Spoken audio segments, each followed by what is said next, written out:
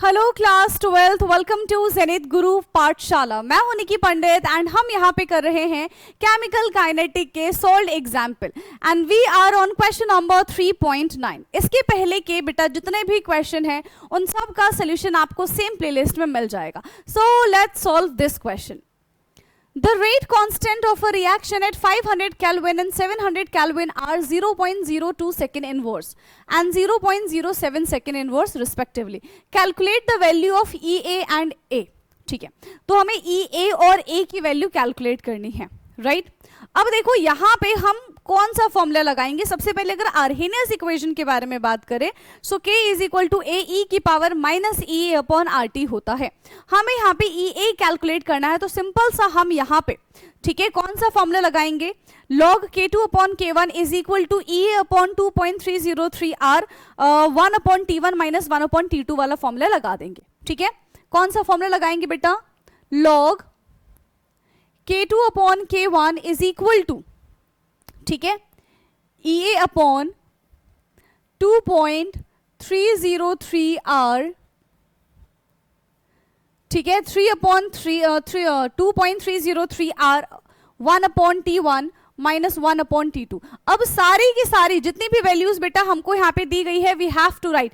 K2 की value कितनी दे रखी है? K2 की वैल्यू हमारे पास है 0.07, K1 की वैल्यू है हमारे पास 0.02, टेम्परेचर हमें T1 दे रखा है 500 केल्विन, T2 हमको दे रखा है 700 केल्विन, है ना। चलो सारी की सारी वैल्यूज यहाँ पे पुट कर दो। तो log K2 is 0.07 upon 0.02 is equal to EA हमें कैलकुलेट करना है 2.303। Now what is the value of R? R की वैल्यू हम यहाँ पे क्या रखेंगे? 3.814। ठीक है, यहाँ पे हमारे पास R की वैल्यू कितनी हो जाएगी?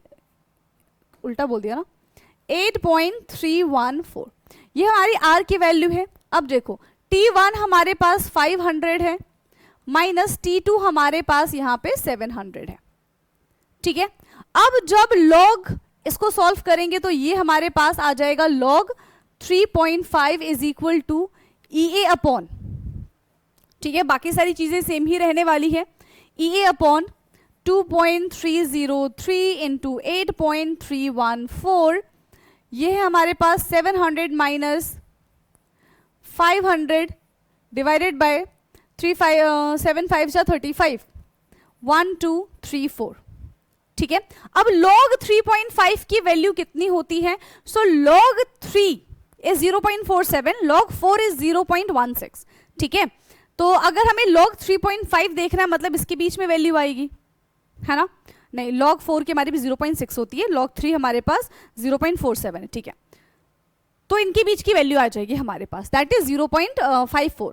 तो ये हमारे पास आ जाएगा 0.54 is equal to EA upon 2.303 multiply by 8.314। ये हमारा आ जाएगा 200 अपॉन 351234। तो ये 2 जीरो से हमारे पास 2 जीरो चला जाएगा। ठीक है, अब यहां से हमें EA कैलकुलेट करना है। ये इतनी सारी चीजें मैंने आपको यहाँ पे लिख के बता दी है। क्या अब आप यहां से बेटा EA कैलकुलेट कर पाएंगे? सारी की सारी वैल्यूज को ना उधर की साइड भेज दो। ठीक है, सारी की सारी वैल्यूज हम उधर की साइड भेज देते हैं अगर, तो हमारे पास क्या बचेगा? सोच के बताओ। हाँ, क्या बचेगा?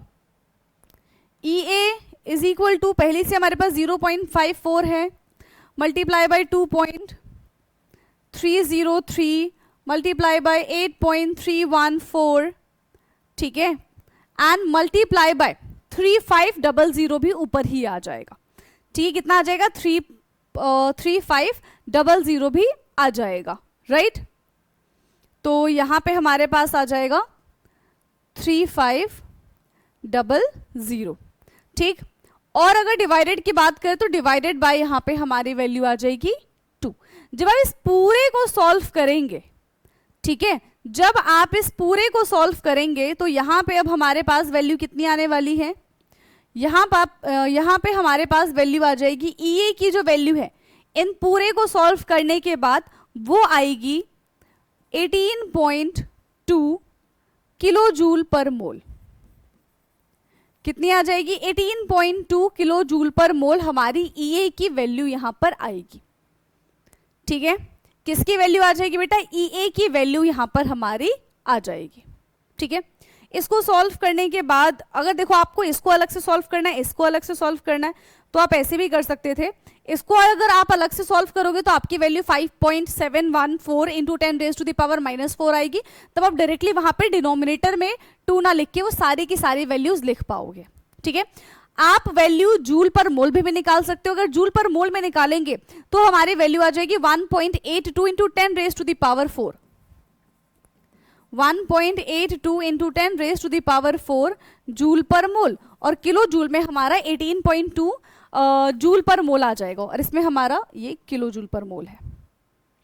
ठीक है, 18.2 किलो जूल पर मोल है और ये हमारा जूल पर मोल है। ठीक है, तो यहां से हमने EA की वैल्यू कैलकुलेट कर ली है। Now we have to calculate A।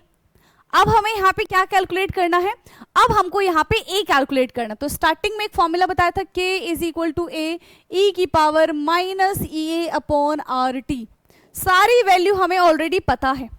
ठीक है, सारी की सारी वैल्यू हमें ऑलरेडी पता है, A निकालना है हमको।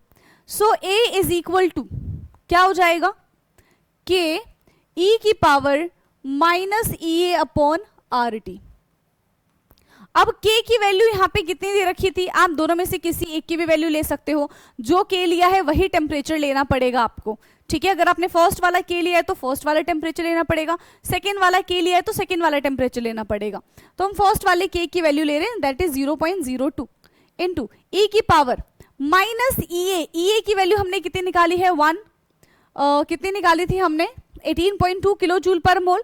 बट अगर हमें 18.2 किलो जूल पर मोल नहीं लिखना है, जूल पर मोल लिखना है, तो 182 यहाँ पे 00 182 अपॉन 8.314 इंटू टेम्परेचर 1 हमारा 500 केल्विन है। ठीक है, तो यहां से वैल्यू कितनी आ जाएगी, 0.02 इंटू ये E की पावर है, इसको सॉल्व करेंगे तो E की पावर 4.38 हमारा वैल्यू आएगा। ठीक है, अब E की पावर 4.38 को सॉल्व करेंगे तो कितना आंसर आ जाएगा हमारे पास, 0.02 इंटू, इसको सॉल्व करने के बाद हमारा आंसर आएगा 79.7। बस अब तो देखो सीधा का सीधा मल्टीप्लीकेशन है यहाँ पे। ठीक है, सीधा सीधा मल्टीप्लीकेशन है यहाँ पे। हमारा आंसर यहाँ पे कितना आ जाएगा, A = 1.6 second inverse, 1.6 second inverse, ये हमारी A की वैल्यू आ गई है। ठीक है, अप्रोक्सीमेटली A = 1.6 सेकेंड इनवर्स, ये हमारी वैल्यू है। ठीक है, क्या इतनी चीज आपको समझ में आई है, फटाफट से बताएंगे। और यहीं पे हमारा क्वेश्चन होता है समाप्त। ठीक है, जितना हमसे दो ही चीज हमसे इस क्वेश्चन में पूछी गई थी, हमने दोनों के दोनों चीज यहाँ पे कैलकुलेट कर दी है। एंड आई होप बेटा कि आपको ये क्वेश्चन समझ में आया होगा। बाकी अगर डाउट होता है तो आप कमेंट करके जरूर पूछ लीजिएगा। आज के लिए इतना ही, बाकी अब हमारी मुलाकात होगी नेक्स्ट एग्जाम्पल के साथ। तब तक के लिए पढ़ते रहिए। Thank you so much, bye bye, take care.